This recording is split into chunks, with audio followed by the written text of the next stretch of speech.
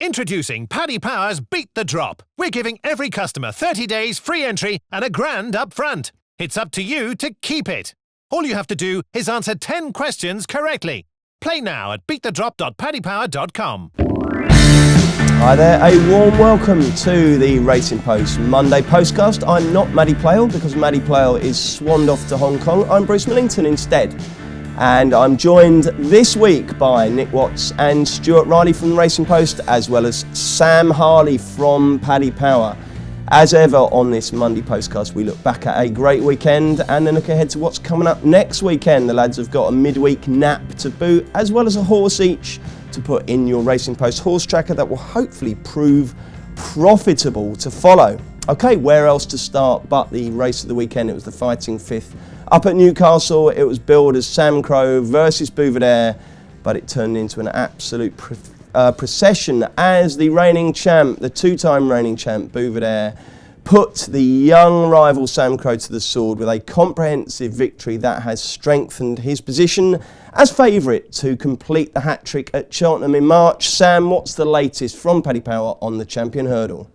Hiya Bruce. So yeah, we've cut Buveur from 2-1 into 8-11 favourite. We've Lorena at 5s, Mellon 7s, Sam Crow 8s, Somerville Boy 16s, and it's 16-1 better then. Nick Watts, is it all over? Yeah, you would say so on that. I mean, I think the price then for Sam Crow was 8, so I think you could add a couple of zeros onto that. I don't think he's got a prayer of winning a champion hurdle, and Saturday proved why. I mean, Buveur is just a joy to watch, isn't he? The way he gets from 8 over the hurdles is just extraordinary. It's not something you see very often, and he is so fast over them. And even when he made a mistake at the last, it didn't halt his run at all. And he just careered right away. I didn't quite understand the tactics on Sam Crow. I thought they could have gone faster. He's a 2.5 mile horse at least, probably stays 3 miles, and I thought they dawdled a bit early on, which was only going to suit Buveur, but he was way superior. And it's very game of Sam Crow's connections to say they're still going to go for the champion hurdle, but I cannot see any scenario in which he can win that race, none whatsoever. What should they do with him then? If they're going to stay over hurdles, which it sounds like they want to do, they could stretch him out on the trip and go for the stayers hurdle. What's wrong with that? Or if they want to go over fences, they're still early enough in the season to do that. But if they're staying over hurdles and they go for the champion hurdle, they will not win. They say, Stu, never be afraid of one horse, but when it's Buveur and when he's done what he did to you on Saturday, I suppose you can see why Watts is so pessimistic about Sam Crow's hopes. Yeah, I mean, I'd be pretty afraid of him. If there's one horse to be afraid of, it probably is him, because there isn't quite the the random factor that you can get over fences. He hurdles so sublimely that it's one of the most underrated qualities in racing, that, isn't it? Everyone says, they jump well when it's chasing. But when it's hurdling, people just assume they'll jump them and say they absolutely don't. They're taking them at speed, aren't they? And he's an absolute master of this, isn't he? Well, absolutely. The only, Isterbrack was the same. Nicky Henderson was comparing him very favourably in terms of just the way he gets from one side of a hurdle to the other yesterday. It's in today's paper. Archibald was a really he was a lovely hurdler, wasn't he? And also Hurricane Fly. He absolutely gobbled them up. And it makes such a difference in these races when you're going so fast. If you can be making half a length on your rivals, where are they getting that back? Because he's quick between them as well. Stu, talk about Somerville Boy, because if the Sam Crow connections were disappointed, I should imagine the Somerville Boy connections were on the floor after that, weren't they? Yeah, absolutely. I mean, that was a dismal run. Now, Tom George made the case beforehand that perhaps he wasn't fully wound up with a long season in mind for him, and he also made the case that he was pretty poor on his seasonal debut last year, and obviously he progressed through the season to be a pretty good horse in the spring. But that was way below what you would expect from him. It was pretty disappointing, and I would say it would be difficult to know where to go next with him. Sam, 8-11 Buveur, you're actually running scared there, aren't you? I think some of your rivals are slightly bigger. Is the view that he's, only treading on a stone or having some similar mishap can prevent him completing the hat-trick? Yeah, Elliot said himself that he thinks it would be an absolute miracle if Sam Crow managed to turn around the form with Buveur. I suppose the argument of not being afraid of one horse stands somewhat. We're still yet to see Lorena and Mellon, but outside of those two and Buveur there. It's probably a weak enough division this year. Super Sunday will probably go to the Stayers. Apple's Jade sounds like she's going to go to the Mares. So I mean, outside of those, there's probably not much there. People will argue that it's a wasted year and that he should have gone chasing. I'd agree with that. But I think if Buveur there turns up in one piece, he'll have the hat trick easily. I suppose, we do still have to respect Lorena after what she did last year. I mean, she could still be anything, Nick. And the other thing I want to say is, it looks like that bloody mares race means that Apple's Jade is going to run there. Where do you stand on this? Because I've always said there should be a 2.5 mile championship hurdle race. There is for every other, novice chasers, novice hurdlers, seasoned chasers. There isn't one for hurdlers. Everyone goes, oh yeah, but just dilute it. This mares race is robbing us of a potentially really, really interesting race with Apple's Jade against Buveur. Because I mean, what we saw yesterday, she'd give him a run. Yeah, she would, and you're exactly right, because I think the 2 miles of the champion hurdle would be too sharp for her, so it wouldn't suit her just as it wouldn't suit Sam Crow either. And if that materialises this season, we're probably going to have to wait for Aintree, aren't we? They do have a Grade 1 2.5 miler, which could be an absolutely fantastic race. So for that to occur, and I hope it does, we're going to have to forget about Cheltenham for now and look forward 3 weeks further on to Aintree. Okay, does anyone have any thoughts on any value in the champion hurdle market? Stu, feel free to say no. Yeah, I wouldn't be playing at the moment. Nick? No, it's as it should be. Buveur, they're a very strong favourite. And Sam, any value anywhere, each way or whatever? I suppose the only one each way is Mellon. I mean, he was only beaten a neck last year by Buveur there. Buveur there he had his wind up over the summer and seems to have improved for it. So if he continues and gets there in one piece, he's going to win, but Mellon each way is probably the one. OK, let's talk about our takeouts from the Ladbroke Trophy at Newbury. The obvious conclusion is there wouldn't be that many. I mean, before the race, everyone was pretty disparaging about the quality of the field, and afterwards there was a general feeling of kind of meh. Did it excite you in any way, shape or form, Watsy? It's always a race I like. Yeah, it didn't have the quality, but I suppose there were a few talking points. I thought Dingo Dollar ran a fantastic race. I think he deserves to be upgraded quite a bit because I think the rain on Saturday wouldn't have suited him at all. I think he could well have won the race without that.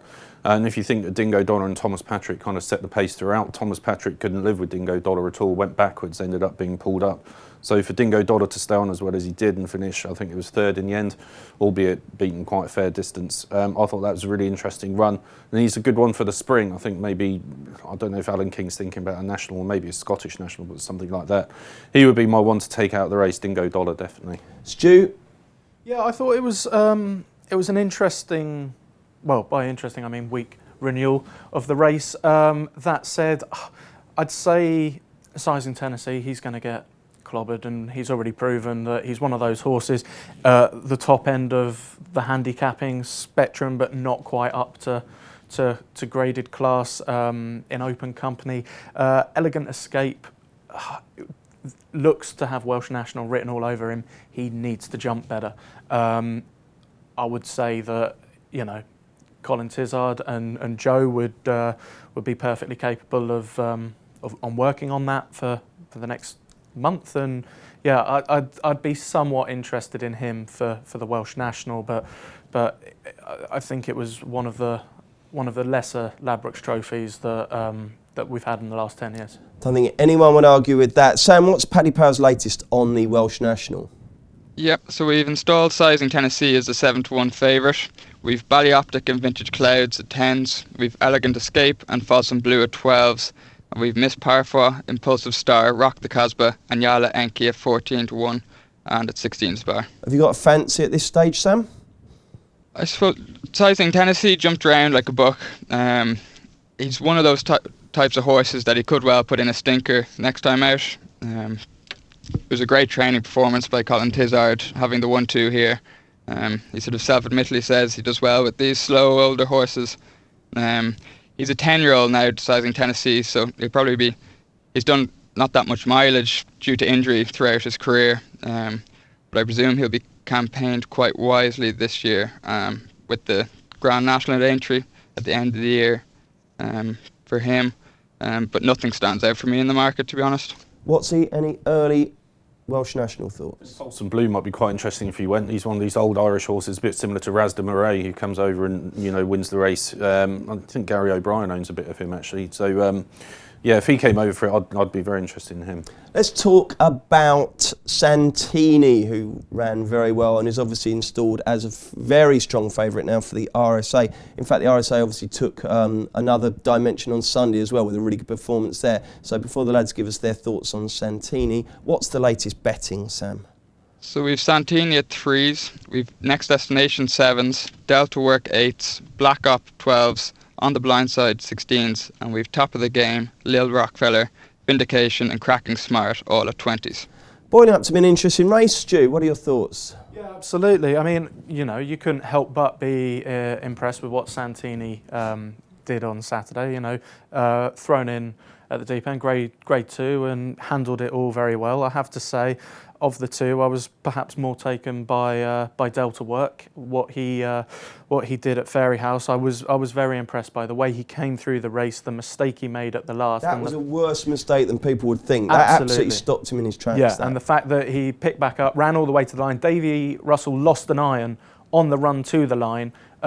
Still drove him out, and yeah, that was a very impressive performance. He's got Cheltenham form, and this is a race that could potentially take on another dimension this week because both Black Op and Top of the Game are entered up at Exeter on Friday. Now, we may get one of them. If we get both of them, this market could move again. Brilliant. It's going to be a good race. Sam, what are your thoughts on the RSA at this stage? Yeah, I think it's a really strong division. As the guys were saying there's a lot to sort of be played yet. Top of the Game's one that's really exciting. I'm going to talk about him later on. But Nicky Henderson's always said that whatever Santini did over hurdles was going to be a bonus and that he's going to come into his own over fences. He's at 3-1. I think he's quite short at this point with a lot to happen still. So I think I'd be leaving it at the moment. Would you leave Santini at the moment, Watsy? I think I would do it 3-1, but that's not to say I wasn't impressed with him. I thought for a first time out over fences, it's brilliant. And it was the Albert Bartlett kind of running, wasn't it? Kilbrick and Storm was in the race on Saturday as well, but he was well beaten. And I think to do that first time up over fences is really impressive because Newbury's a stiff jumping track. He made one mistake, but overcame that really easily. I can understand why they're taking evasive action, but yeah, I mean, for someone like me, 3-1. 6 months no away. value now, is there? No. Another decent performance of the weekend was Champ. What price is he now for the Ballymore, Sam? So we've Champ 10-1 favourite in the Ballymore. We've Thomas Darby 14s. We've Blackbow carefully selected, Relegate and Cateson all at 16s and it's 20-1 bar. Watsy, how did you like Champ? Really liked him, yeah. I thought it was a really brave performance, and I can understand why they're talking Cheltenham with him. But just when Sam was reading out the prices, then it was Thomas Darby that was the one that kind of took my attention because I thought that's really strong form. And he was second to Did They Leave You Out 2 at Ascot last time, and he'll improve for a step up in trip. So for me, Champ's thereabouts, but Thomas Darby is the one I'm looking to in that market, who I think could be a big challenger. Stu, early Ballymore thoughts?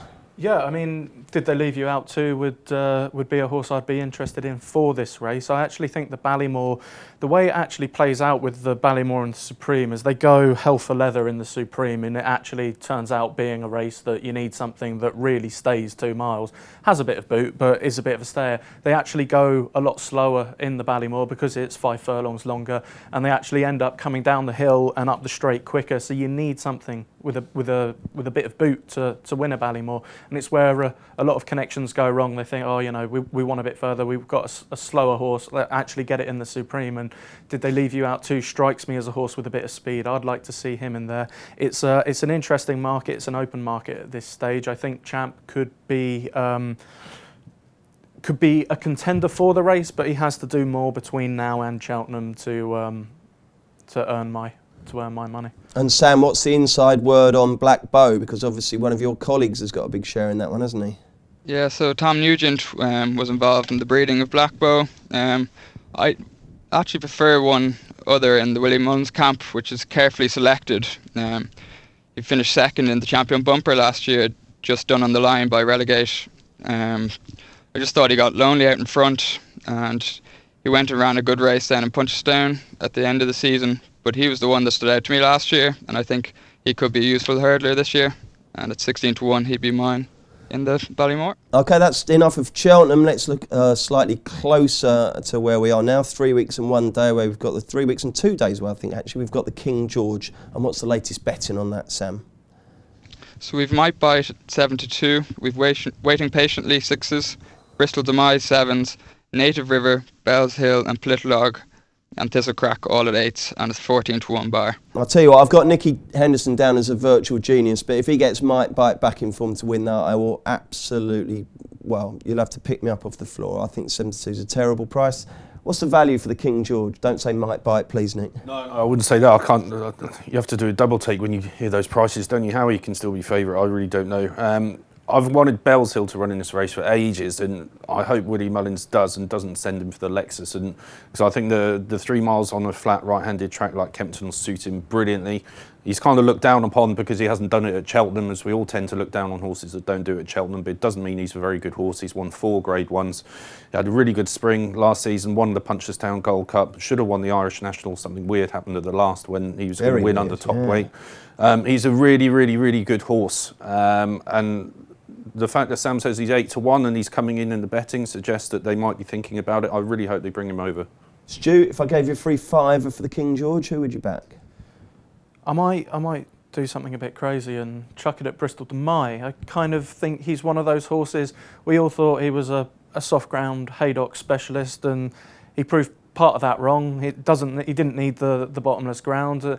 Nigel talks about having him in much better shape and having a confidence in him that he can go to places like Kempton and show the same form. He's run very well at Aintree, which would be, these speed tracks seem to suit him. And, if there's the possibility that he wasn't right last season after Haydock, as the connections have suggested, then if he is right this year, I was seriously impressed by what he did at Haydock, because he did a lot of things that I didn't think he was capable of, and so I'm now not going to rule out something else I previously didn't think he was capable of. It's a fallacy to say he's only ever shown his best form at Haydock. Obviously he loves it there, but I remember him winning the juvenile Grade 1 on Welsh National Day by half the track, and the jockey didn't even move. James Pyman, our esteemed colleague, is absolutely convinced this Haydock thing is a massive myth.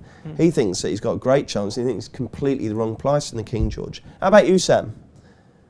So one that hasn't left a stable since February last year is Waiting Patiently. We still have him short in the market. So as he hasn't had the chance to dent his credentials, he's won his last 7 starts. Last time out in the Betfred Chase at Ascot, beating Q-Card fairly comfortably. I'll be excited to see him if he comes out, and he's won fresh the last couple of seasons. So I'd hope that he can return to form for Ruth Jefferson. Okay, right then, what else has caught your beady eyes over the weekend? I want 1 horse each for the tracker. What's he? I was at Newbury on Friday, and Asso won. It was his first run for a long time, and he's a really good price, and you kind of kick yourself in hindsight thinking, what were we doing ignoring such a good horse at these kind of odds? He could be set for a really good winter. He's not ground dependent like a lot of Venetia Williams' are, and he was placed in 2017 Ryanair. If he goes back there again next March, he could be an interesting contender for that at a big price. Stewie? You're going to have to help me out a bit here, Nick. The Ben Pauling horse that won the first race at Newbury on Friday. In the old Aniti colours? Yes. What was it called? Bright Forecast. That is its name, yes. Aren't racing people weird? We know who trains them, we know what the colours are. No racing people ever refer to horses by their actual names, do they? It's always the Mullins thing, or, it's very strange that. Anyway, we found its name. What is it again, Stu? Bright Forecast. I was pretty impressed by his performance at Newbury on Friday. I was there as well. He hit a massive price in running and then won going away.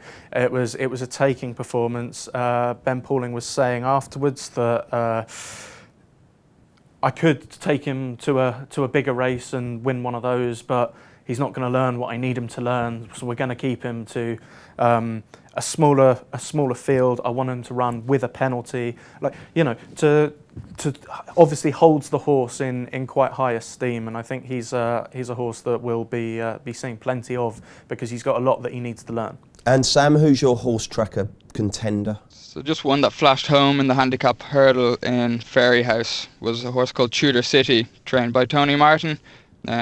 He was just done on the line by Wonderleish. Tipped by Tom Siegel and David Jennings, much to their chagrin. He was just closing in towards the line when Robbie Colgan lost his whip.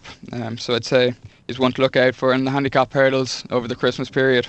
OK, thank you, chaps. Well, the great Saturday action just keeps on coming. This is a really bumper time of year for racing fans. And this Saturday is no different. We've got the Betfair Tingle Creek Chase, and we're going to look at that next. Introducing Paddy Power's Beat the Drop. We're giving every customer 30 days free entry and £1,000 up front. It's up to you to keep it. All you have to do is answer 10 questions correctly. Play now at beatthedrop.paddypower.com. Welcome back. Let's look ahead then to the weekend, and the big event of the weekend takes place at Sandown on Saturday at 3 o'clock to be precise. It's the Betfair Tingle Creek Chase, the pre-Christmas 2-mile chasing highlight, and the big names we hope are coming out to play. Sam, what's Paddy Power's latest betting? So we have Altior at 4-7, we have Sco Royal 4s, St Calvados 9-2, Undersow 5s, Footpad 10s, and Min at 14s and a 16-1 bar. I think we'd settle for 4 of those 6 running, wouldn't we, Watsy? Have you got any inside track on what you think the field's going to look like? I think it'd be a really brave shout if they sent Footpad over, bearing in mind what happened to him last time out. And it's amazing to think after the season he had last year, you can get him at 10-1 for this. But I think that's a result of obviously what happened last time when he never looked happy, made mistakes and was well beaten when coming down to the last. So I think next time out for him, they'll probably stay domestic and look for a nicer, easier race for him. I think really, if So Real and Altior both go, then that's enough for me. Because should we work on the basis that it's going to be Altior, So Royal and St Calvados? Should we rule Undersow in or out? Again, I wouldn't be surprised if there's something with him domestically. He's obviously been a brilliant horse, but Altior and So Royal and St Calvados set a standard I think he might find hard to match at the moment over 2 miles. So if those first 3 go, brilliant. If only Altior and So Royal go, that's still good. So Royal's in form. He looked brilliant over the track last season. We know that he's come back well from his win at Cheltenham recently. Altior, he always occasionally looks like there's a chink in his armour. I thought I had him beat in the Champion Chase when Min took it up and he was struggling, and then he just suddenly took off, didn't he? He does. It's incredible. We were talking about Buveur there earlier. Altior absolutely thrashed him in the Supreme Novices a few years ago. That's how good he is. Tom Siegel's theory is that Altior's a 3-miler and that he just takes that long to get going, and he's not pacey enough over 2, and that if they sent him up in trip, he'd just be an absolute world beater. He could well be, but I mean, he's not done badly at 2, has he? I think the time you'll probably try 2.5 is that Aintree race, and up till then you'll probably, if it's not broke, he's not going. If it ain't broke, it's not worth fixing. So he's going to carry on over 2 miles. I think he'll still take all the beating. I think whatever you throw at him, he seems to come through it. He might hit his flat spot, but he'll come through and he'll win because he always does. Stu, what's your view on this? Should be a cracker, shouldn't it? Yeah, I think so. I agree with Nick. I think Altior absolutely hoses up here. Back in the day, I used to get Paul Nicholls. He was quite adventurous. He went Tingle Creek to King George with Corto's Star, and I don't see any reason why you couldn't do the same with Altior. I think Mike Bites blotting his copybook might even bring the thought. Wouldn't it be nice? Yeah, absolutely. It might be something that, Nicky's more willing to consider now. When he thought he had both races ticked off, there was no need to do something a bit funky. But now that, you can't be as nailed on that Mike Bite's going to defend his crown, maybe he could be tempted. But you've got him winning this, yeah? Oh, yeah, absolutely. Sam, how about you? I mean, So Royal's looked really decent, hasn't he? I mean, I know your colleague Frank Hickey thinks he's a really good each-way bet for the Champion Chase, just on the basis that Altior may beat him, but you're getting double-figure price, decent each-way clip, and there might only be half a dozen runners. No, yeah, it definitely does look value, but I think the price probably isn't going to move after this race because I think Altior is going to hose up, like the guys say. He hasn't had a chance to have a prep run, but they were very happy with his racecourse gallop at Newbury. We saw with Buveur there as well that Nicky can prep them fantastically first time out. I'd say St Calvados was primed for that race in Naas. I thought it was a really good opportunity that Harry Whittington spotted. Obviously Footpad underperformed, but it was great to see him travel over for that race. The only horse I think that could challenge him if turning up would be Undersow. He won this in 2016, despite it being a below par renewal. And just with the race could cut up to 3 or 4 runners at 5-1 each way. 3 places stand, even if you get a 5-runner field. So he could be value. Trouble is, if you back him trying to do the old dirty each way and he doesn't turn up, you do your money, don't you, Sam? You need the inside word that he's going to turn up. Well, unfortunately, there is no inside word because Willie won't decide till about Thursday, will he? So the inside word doesn't actually exist, sadly. OK, let's turn our attention to Aintree. 2 big races there. We've got the 130, which is the Randox Health Beecher Chase over the big fences, and some very familiar names at the head of the betting, Sam. So we've Abolitionist at 6-1, we've Ballyoptic, Blackline and Theatre Territory all at 8s. We've the Last Samurai 10s, we've Out Sam and the Young Master at 12s, and it's 14-1 bar. If I had one colleague to tip a horse for my life over the Aintree fences, it would be Nick Watts. He absolutely loves it. The king of the birch. Who are you going to go for, Nick? I thought Ballyoptic caught my eye actually. Twiston Davies has got a great record in this race. Obviously won it last year with Blackline 2, but he finished his season on the low. Ballyoptic finished his on a high. He ran a great race in Scottish National, just got touched off by Joe Farrell. Used to be a bit of a clumsy horse over hurdles, fell a couple of times, but his chasing form last season was really good. He beat Vintage Clouds on one occasion. He thrashed Elegant Escape at Exeter on another occasion. That looks really good form now. If he's ready to go first time out, Ballyoptic could take a lot of beating. Stewie, what's your fancy? Yeah, I agree with Nick. I quite like the look of Ballyoptic. He's a horse that I like, and Nigel is the sort of trainer that will win a race now rather than worry about the future, which is important with a race like this because an awful lot of these are getting into the race and they're already on a mark that gets them into the National, and that's the race that they're focusing on. That's the race they're working back from. And yeah, they want to have a nice spin round and give them a sighter of the obstacles. The horse that catches my eye for that reason is Theatre Territory.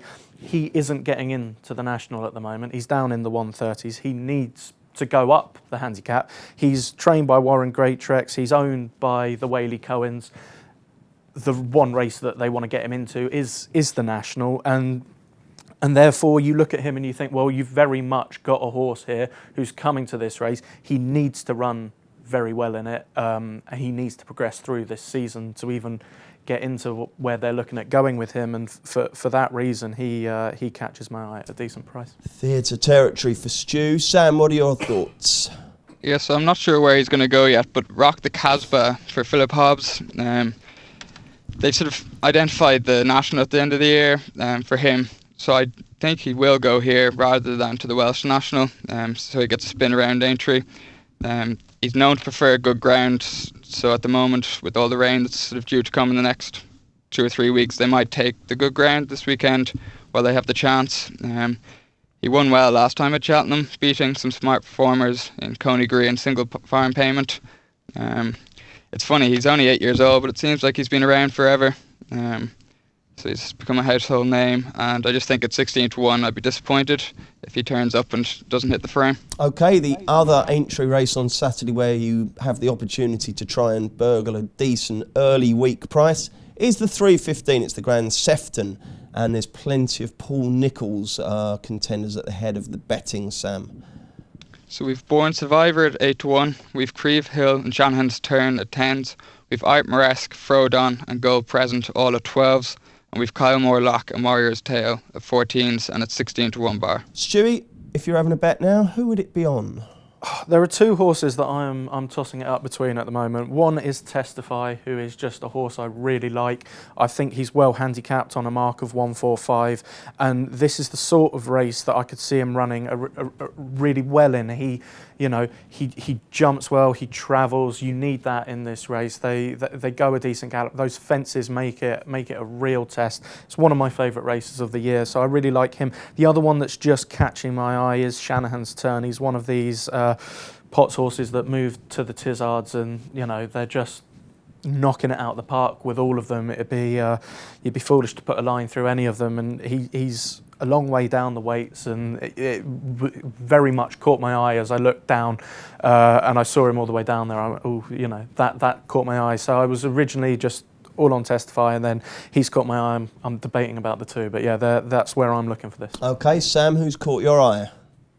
So I'm going to go for Creve Hill. He's a 6-year-old on an upward curve. He had a nice reappearance when just getting touched off at Uttoxeter. I think he'll strip a lot fitter this time out, with this having been the plan. He was closing in and just looks versatile on ground-wise, so any rain this week's not going to be of much consequence to him. It shouldn't hinder his chances. I think he's likely to shorten up a good bit during the week, and I think at the moment 10-1 could be a steal. How about you, Watsy? I'd love to see Frodon going for this. I hope Bryony Frost is in Paul Nicholls' ear all week saying run this horse, because I think they're a match made in heaven. They're brilliant together. They won at Aintree first time out over the Mildmay course. Brilliant run behind Baron Alco last time, and I could just see them even under top weight putting like a crisp performance on the day. Going off in front, being bold, jumping brilliantly, and he's in such good form at the moment. I think he could give the weight away. So I really hope Frodon goes. OK, thank you, chaps. Let's mop up the rest of Saturday and look ahead to the best bets between now and the weekend next. Introducing Paddy Power's Beat the Drop. We're giving every customer 30 days free entry and £1,000 up front. It's up to you to keep it. All you have to do is answer 10 questions correctly. Play now at beatthedrop.paddypower.com. Welcome back, Bruce Millington, Nick Watts, Stuart Riley and Paddy Power, Sam Harley. Looking ahead to what's happening this week. We've looked at the big TV races on Saturday. Sunday, Sam, we've got a decent event over in Ireland. It's the John Durkan. Who are the names in the frame for that? Yes, at the moment in the John Durkan, there's horses like Balco de Flo, Bell's Hill, Undersow, Annabelle Fly, Min, Footpad, Presenting Percy, Disco. So a lot of big names. The one that strikes me there is Disco. We haven't seen him for a while. He actually fractured his skull in the stable in Noel Meads last year, so he was ruled out for the season. He actually won first time out both of the last 2 years, so he goes well fresh, and I think he's really exciting upon his return, and I'd say the Ryanair will be his long-term goal this year. So he'd be the pick in the field for me there. OK, I love the old Disco. You were nodding away there, Stu. Yeah, Disco is a horse that I really like. I've been waiting for him to be back. The other one that catches my eye in the races is Album Photo, who was involved Can't be out the frame. Absolutely, yeah, but he was involved in quite possibly the strangest incident you've ever seen on a racecourse at the Punchestown Festival. He's a seriously good horse. I quite fancied him for the Ladbrokes Trophy, and obviously he didn't run, but I backed him anti-post for that. So if he turns up here, then I'll try and get my money back, because if he's up to running in a race like this, then he was a hell of a good thing off his handicap mark. OK, Stu, before we get to the weekend, let's see if there's any wisdom we can get from the lads that will help us to swell our betting coffers. Watsy, what have you got for us? Yeah, there's one at Sandown on Friday. Evan Williams trains it in the 225 called Croix de Neuf. It's one of these well-bred chasing sorts that the Ruckers have bought. They've got loads of horses, the State of Play colours, Kappa Bleu. This is the latest of them. Won at Aintree last time out. Looks really promising novice hurdler. Blue-red hoop. That's it, and they'll get one that slips through the net soon and becomes a really, really good horse, and I'm hoping it's this one. OK, what's your midweek nap, Stu? I mean, this is brutal because I'm in the same race, but it's not the same horse. That's so all right. I'm going head-to-head with Watsy. The horse that's really caught my eye in that race is a Paul Nicholls horse called My Way. Not run for Paul yet, but he's got some seriously good form in France. Second in a graded chase behind a horse called Whetstone, who has gone on to, just win race after race. He's a Grade 1 winner now. He got closest to him, and I think this is a seriously good horse. He's been running in graded chases. He gets in as a novice hurdler. Interestingly, for this race, an awful lot of these, I know it's a 2 mile 4 race, but you generally need something with a bit of speed at Sandown, and a lot of these have already been running over 2.5, 3 miles. He comes in as pretty much a pure 2 miler. The fact that Mr. Nicholls is going here straight up is also a pointer, and yeah, he really caught my eye as I was looking through the week cards. OK, so the boys go head-to-head in a big race at Sandown on Friday. Sam, what's your midweek nap? So I mentioned him earlier in the show. It's top of the game for Paul Nicholls in the novice chase at Exeter on Friday. As we said earlier on, it promises to be an excellent race for Exeter on a Friday, with Black Op potentially turning up as well. I suppose it depends who turns up as to what sort of price top of the game is going to be. He's meant to have schooled well at Newbury last week, and he was a really good hurdler last year, and he's a real imposing sort. So I think anything he did over hurdles last year was only going to be sort of a benefit experience-wise for this year. He ended up being rated 154 over hurdles. So depending what price he is on Friday, if he isn't a betting proposition, I think the 25-1 around for the RSA come March is a steal, and I think he'll probably be my nap for the festival. A 25-1 festival still. What better way to end the show than that? Thank you, Watsy. Thank you, Stu. And thank you very much, Sam. Don't forget, if you enjoy these shows, we'd love you to leave a review on whichever platform you're listening or watching us on. Quick shout out for the rest of the postcasts this week. On Wednesday, myself, Steve Palmer, and Paddy Power's excellent Ian McLaughlin will be doing the last golf postcast of the year. Hopefully the lads will have some winners for the QBE shootout. We've got football on Thursday, and then on Friday we're back to have a more in-depth look on what should be a fabulous weekend. So hopefully you can join us for some, if not all of those. And otherwise, I think Maddie's still away next week as well. Honestly, she gets about that girl. But we've got another Racing Post weekend review postcast next Monday. Introducing Paddy Power's Beat the Drop. We're giving every customer 30 days free entry and $1,000 up front. It's up to you to keep it. All you have to do is answer 10 questions correctly. Play now at beatthedrop.paddypower.com.